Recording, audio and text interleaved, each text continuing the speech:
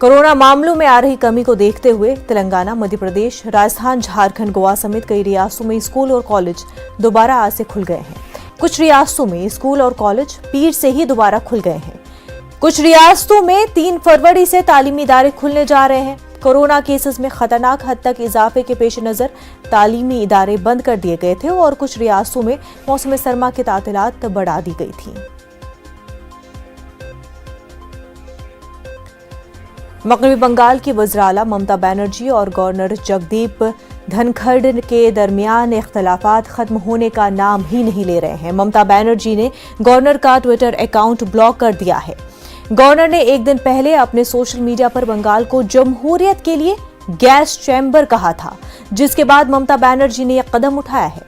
ममता ने कहा कि मैं इसके लिए पहले से माफी मांगती हूं।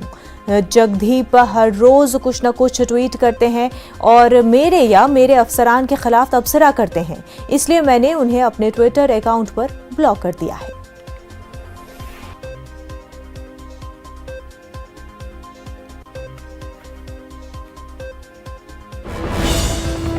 बड़ी खबर आपको बता दें, बजट का असर, उछाल के साथ खुले शेयर बाजार। तो बजट का असर साफ तौर पर देखने को मिल रहा है। सेंसेक्स में 650 पॉइंट्स का उछाल देखने को मिल रहा है। निफ्टी में 300 पॉइंट से ज्यादा का उछाल देखने को मिल रहा है।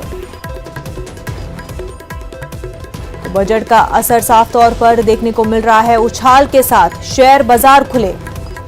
सेंसेक्स में 650 पॉइंट्स का उछाल देखने को मिल रहा है। वहीं निफ्टी में 300 पॉइंट से ज्यादा का उछाल देखने को मिला।